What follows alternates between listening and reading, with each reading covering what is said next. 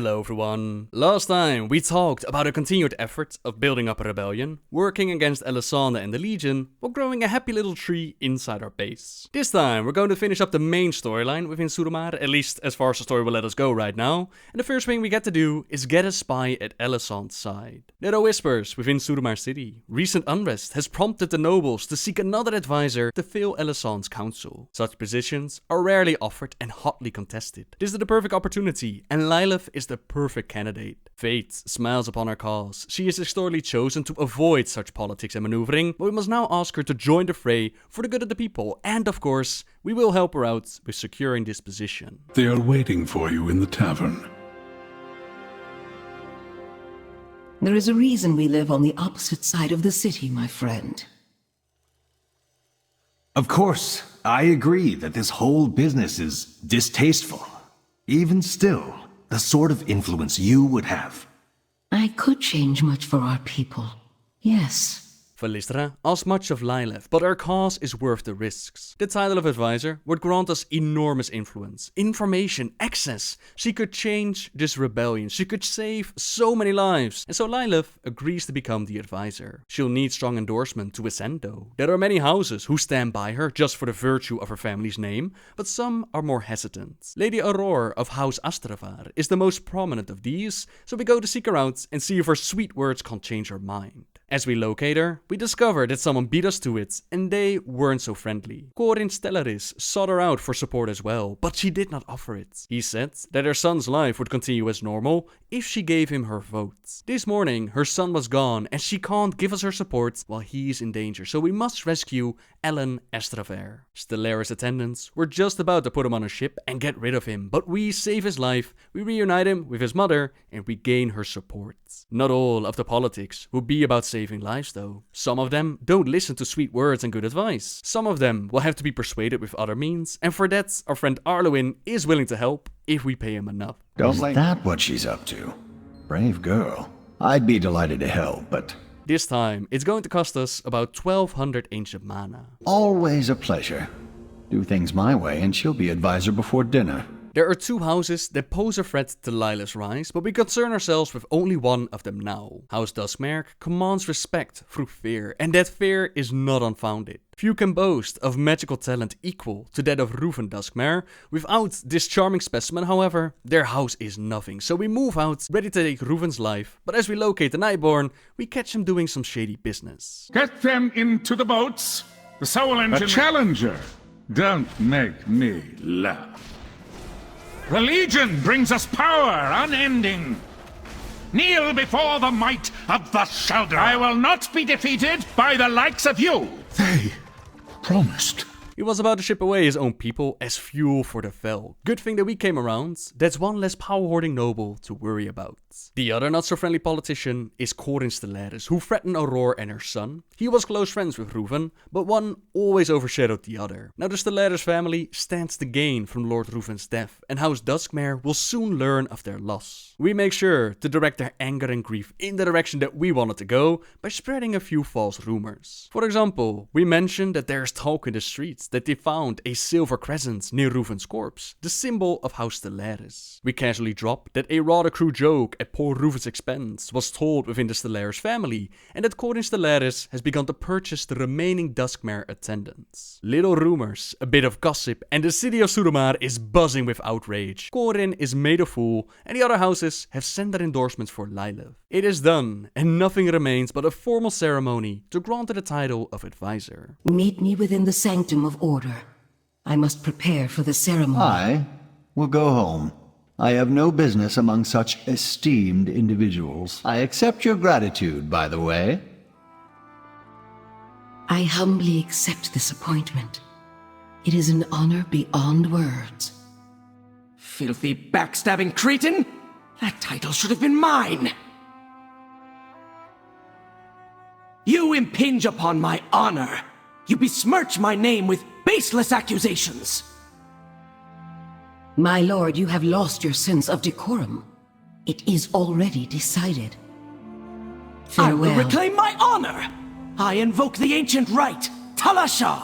In front of everyone, Corin invokes the right of Thalyssra, an honor duel for the title of advisor. We're appointed as Ly'leth's champion, who upgrades our disguise so it looks like we're fighting Nightborn style. Thalyssra it is. I name my friend here as my champion. I have no need to hide behind a champion. I will defend my own honor. Meet me atop the sanctum when you are ready to die, whelp. Glory to the Sheldera. I am modifying your disguise to allow you to fight like one of us. Win me a title, won't you?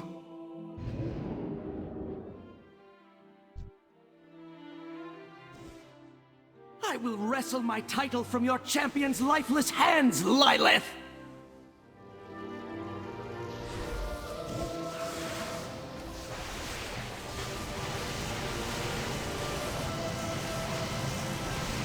You cannot match me! I am your better! I will have what is owed me!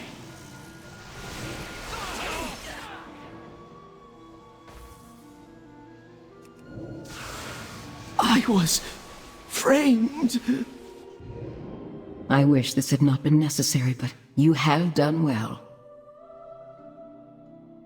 I will send you back to the tavern when you are ready. We have done it. An advisor right next to Elisande, but who's on our side? A powerful weapon was gained this day, and on top of that, one of Lulestra's attendants is waiting for us back at the inn. She has a gift for Thalyssra and the others, attendants who will work in Shalaran with some more comfort items. Our home away from home is looking better each day. We get more people, more attendants, our tree is looking beautiful, and the Archway and the Quarter Stars have opened up. Within the Archway, we're sent to collect a map from the library for Val 3 with information regarding the ley lines in and around Suramar. Thalyssra wants us to slay Vandros, an advisor to Elisande, and his death will be a victory for us as we deprive her of one more weapon. Vandros is also the elf that betrayed Prince Varandis to Queen Azora, so his death is well earned. Now the story of the Archway, this one is located beneath Suramar city, and as vast as the city of Suramar is, the vast network of tunnels beneath the city spans an even greater reach. Nightborn society has grown to depend on the power of the Nightwell, and the Archway delivers that lifeblood through the city. This labyrinth complex was built thousands of years ago, running beneath the foundation of the city's largest buildings. And most modern citizens, they live out their entire lives entirely unaware of what may lurk in the shadows beneath their feet.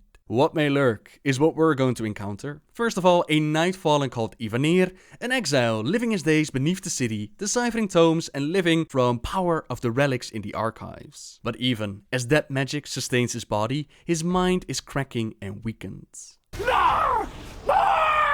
Then there's Korstelax, a massive construct that patrols the tunnels beneath Suramar, searching for anomalies and correcting them. Living outsiders wandering the tunnels, living outsiders like us, are also an anomaly, one that Korstelax is empowered to remedy. Zaka, a demon of the Legion, proved that when Gul'dan threatened Suramar with destruction if Elisande did not comply with his demands, that those were not idle words. A Legion invasion force has burrowed into the tunnels beneath the city, and Zaka leads those forces. He awaits further commands, ready at a moment's notice to surge forth and bring death and destruction to the streets of Suramar. That's right, ladies and gentlemen, for 10,000 years, the Nightborn were safe underneath their magical bubble, and nobody ever figured out to just bury underneath it and attack it from below. Absolutely brilliant, but I do have to admit that it's nice to see that Gul'dan wasn't just bluffing, and that he actually had a plan of destroying the city. This also makes you wonder who was right in the choices about Elisande's decision, and of course, Thalysra's rebellion.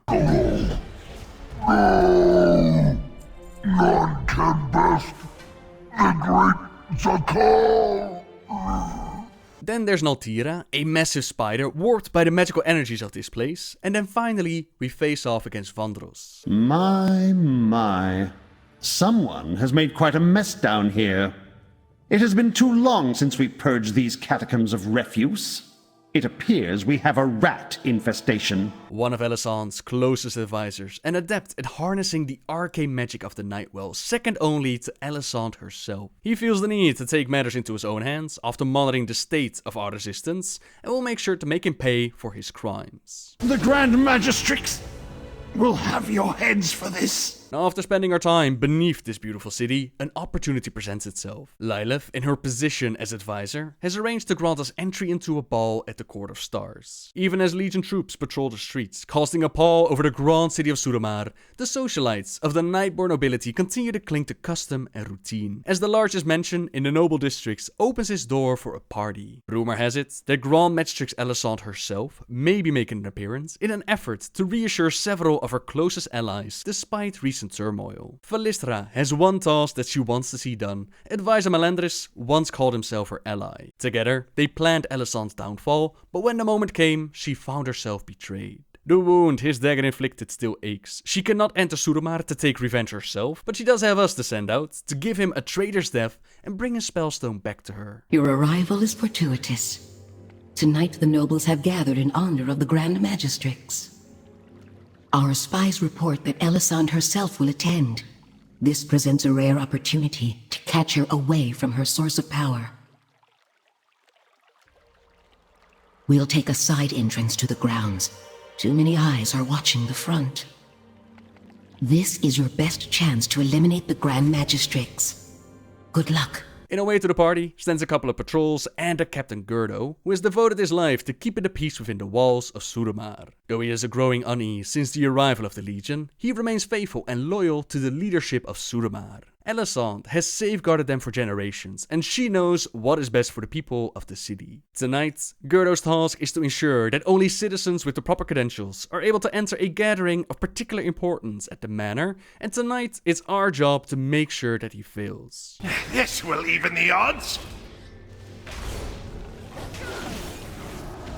Nicely done, cowards! Not only Nightborn are trusted to keep guard, the Legion itself is keeping an eye on the elves, including Thalyssra Flamebreathe, a sadistic Acan'dor sorcerer. Even as she understands the importance of the Nightborn to her master's plans, Thalyssra chafes at the indignity of standing guard over a building full of elves. Nevertheless, she and the lieutenant remain vigilant, and while they live, no intruders will disrupt the gathering. Time to fix that by making sure that they don't live anymore and get out of our way. My funeral pyre will be glorious.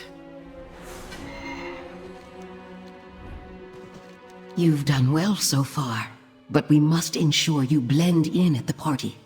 I'll enhance your disguise, infusing it with latent magic to make you appear as one of the nobles. Glory to the Shal'dorei. My informants claim that a Burning Legion spy is attending this party. Speaking with chatty nobles may reveal the spy. Just avoid drawing attention to yourself with wild accusations. The chatty rumormonger, standing at the entrance of the jeweled estate, is certain that a Legion spy is amongst them, and we get the option of confronting the guest, but the trick is to not draw attention by confronting the wrong one. The rumormongers at the party, they have some tips as to what the spy looks like, and after pointing out the right one, we discover that the rumors are true and a Dreadlord is in our midst. Excellent. Now that we have the key, the way to the balcony should be open. It's time to put an end to Elisande. Must you leave so soon, Grand Magistrix? Do you expect me to waste time chattering with vapid nobles even as my enemies close in? Look there, you fool. We are not alone. Impossible. My guards would never permit such an intrusion. Yet another failure, Melandris. Consider this your chance to correct it. Dispose of these outsiders. I must return to the Nighthold. Elisande teleports out before we can stop her, so Advisor Melandris will have to do. Finally, I'll make this quick. First blade of the Grand Magistrix, Melandris rarely leaves Elisande's side. He has eschewed the magical arts, instead harnessing the power of the Nightwell to heighten his reflexes and his movements to inhuman levels. Elisande, forgive me. A party successfully crashed, and one less advisor to whisper in Elisande's ear. Thalyssra thanks us for putting in the hard work and giving her some peace of mind, but the Acan'dor is not doing so well. The energy responsible for helping it grow, the balance between life and the arcane, it's gone, and the energy is breaking free. When the heart can no longer hold it, this tree is going to kill every living thing in this hall. Veilwalker Faradin has seen this happen before. It must have slipped his mind to warn us about this earlier, but now we must find a way to stop it from happening again. We must go to the tree that came before at the temple of Faladora. Meet me at the temple of Faladora. We must study the past to preserve our future. We must learn why the old Acan'dor failed. Its shattered bones may have the answers. Many years ago, exiles from the shielded city came to rest here. Pity took root in my heart. I shared with them the ancient gift. An Acan'dor. For a time it sustained them. For a time they were safe. It would not last. The tree became unstable. The Acan'dor died. In a flash of wild magic, the inhabitants of Thalyssra were twisted. The Fel'dorei are my failure. I will not fail again. The Fel'dorei are his failure, so it seems like the eruption from the failed Acan'dor, it twisted the exile that came to Farad'n into the Spider Elves. Let's make sure that history doesn't repeat itself, and by studying the crystallized bark, Farad'n believes that he knows a way of fixing it. The Acan'dor is one of an ancient species. They were not bred, but created, and in them, the arcane and primitive druidic magics, they merged into something greater than both. Druidism and arcane work together, but soon the arcane will devour it whole. We can restore balance, but it will require wild magic, magic trapped in another realm. We must enter the Emerald Dream and bring back the essence of life itself. Only then can the Acan'dor find stability and begin to thrive once more. One quick trip into the Emerald Nightmare, to defeat Xavius the Nightmare Lord himself, and we return to base with a purified life essence. It does the trick, balance is restored, but we're not out of the woods quite yet. Even in this state, the Acan'dor continues to grow. Farewell. What is happening?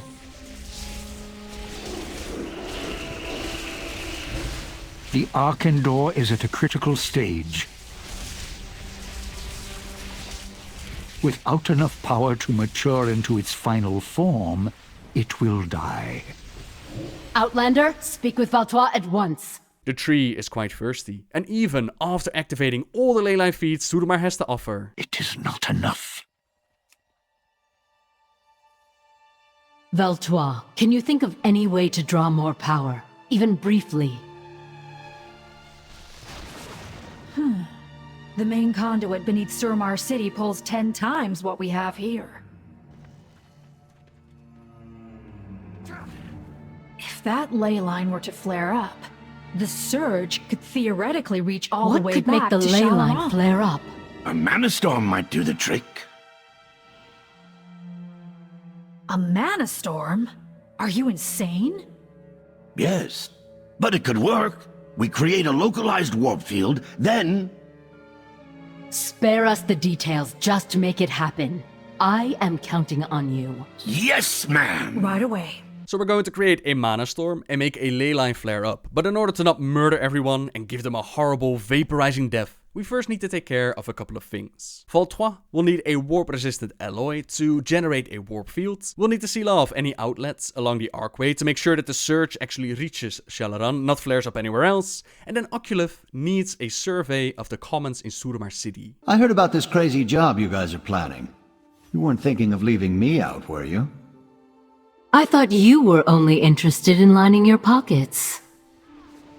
Look, I am not blind. I see what is happening in Suramar. I am not sitting this one out. The stakes are too high. So I am in. You got that?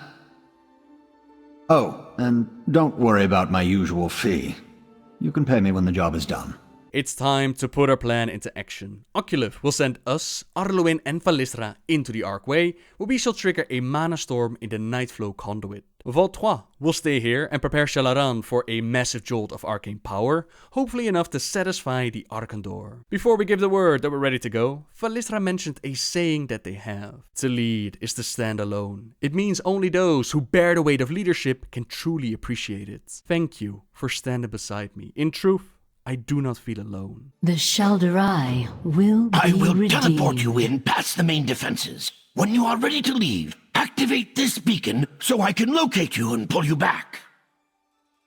Now, this is important. Once that mana storm gets going, there will be too much interference for me to teleport anyone. You must get out before the storm. Get in, plant the device, get out before it goes off. Not the most complicated job I've been on. But the most important by far. If we fail, Suramar is doomed. All right, everybody. Gather in close. Don't be shy now. Group hug. This is not looking real conduit-y. You sure the old man knows his stuff? Yes, we are close.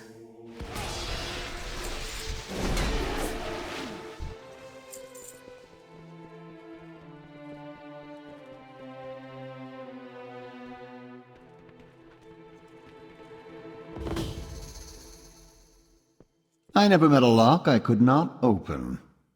Look out! Just give me one moment. The Shal'dorei will rule this world! Whatever you gotta do, do it quick. Lots of guards are heading our way. There, place the Manastorm generator near the conduit.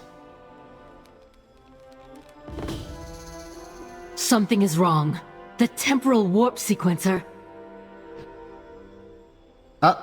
Small words, please. The fuse is broken. We must trigger the Manastorm manually.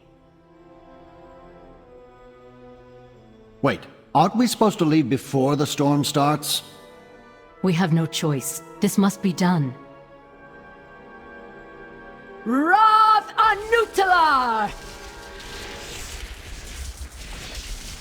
We just need to hold out until the storm is over! Easier said than done.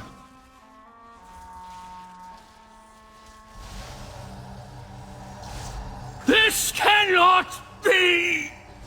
The Mana Storm is only getting stronger. We need to shut that thing down.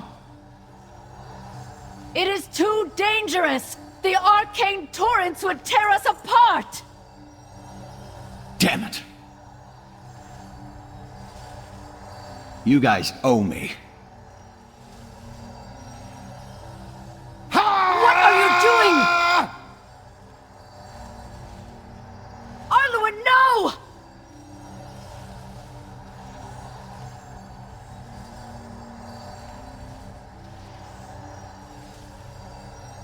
Oculus, get us out of here! Ugh, we made it. Where is Arluin? Oh no.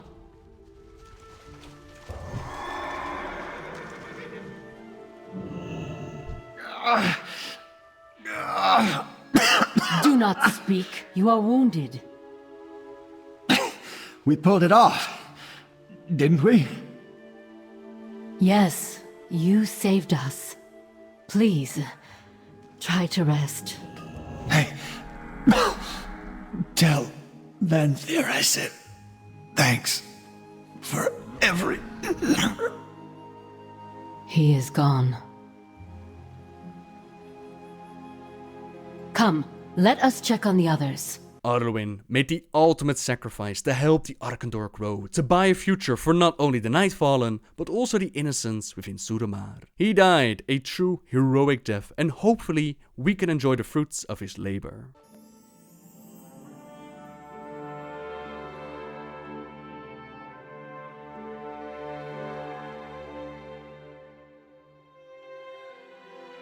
Behold, the redemption of the Nightfallen. Thousands of years ago, as the Kel'dorei were just beginning to unravel the mysteries of the arcane, a small enclave of druids met with the first of the elven magi. In the pale moonlight, they formed an order that would seek to bring the arcane into balance, using nature itself as a vessel. Thus, the Acan'dor were created. Ferodin's masters, who belonged to this order, they've long since faded away, yet their legacy remains. Their gift will mend the spirits of the Shal'dorei. As some of you might have noticed, Ferodin says that the Kel'dorei were just beginning to unravel the mysteries of the arcane, and Kel'dorei meaning the Highborn. Now a small enclave of druids, they met with the first elven magi, but as we know, Malfurion was the first true druid amongst the Night Elves, and his time, it didn't begin until the Highborn were way into the arcane. They'd even made contact with Sargeras and the Legion. To this, people went to Twitter, and Don Adams, game designer for Blizzard, he clarified that Malfurion is indeed the first druid, and that the keepers of Ferodin's order were not full-fledged druids. Behold, The gift of the ancient Magi. This tree came at a high cost. You are sure it can sustain us? The Acan'dor will not merely sustain you. By the fruit of its bough, you will be made whole again. Oculus will be the first to taste this experiment of ours. Let any ill effects fall to him. Test, observe, repeat. A little tart with a hint of... Oh my, there it is. Astounding. Aran Arcana. Perhaps there is a new path for us after all. You have my thanks, Outlander. We are only as strong as our will. We are on the brink of a new age for the Nightborn. Without you, none of this would have been possible. Our isolation has ended. For now, we shall gather our strength. When the time comes, I trust we can call upon you to help us liberate Suramar. The fruit of the Acan'dor has not only fed their magical addiction, it restored them, removing the hunger completely. A new path for the Nightfallen has opened up, as they no longer need the Nightwell to sustain them. One final request awaits for us, as Vantir shows up with Arluin's last request. He never thought that he would have to read this, but Arluin made plans in the event of his demise. We take some fruits of the Acan'dor with us, and we go to the location marked on his map. Something's not quite right. Who is there?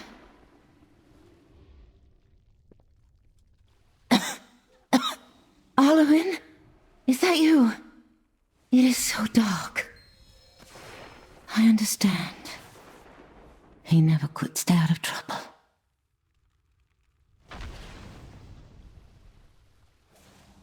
Thank you.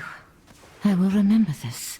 And that's where the major storyline of Suramar ends, at least until the next patch, where we'll continue our rebellion against Elisande, Gul'dan and the Legion. The Nighthold raid will open up, and we'll find out if we can make the Grand Magistrix see reason, or if she has to be removed by force. Our little base has grown quite full ever since that first day we went in there with Thalyssra, and quite a few smaller storylines have gathered here that didn't flow well with the overall story. If people want me to cover those in a part 4 for example, let me know what you think, I'll be more than happy to do it, but at least you're now familiar with the global storyline and ready for the next patch. As always, thank you very much for watching everyone, subscribe if you like my videos, leave a like if you enjoyed this one, and until next time guys, see ya!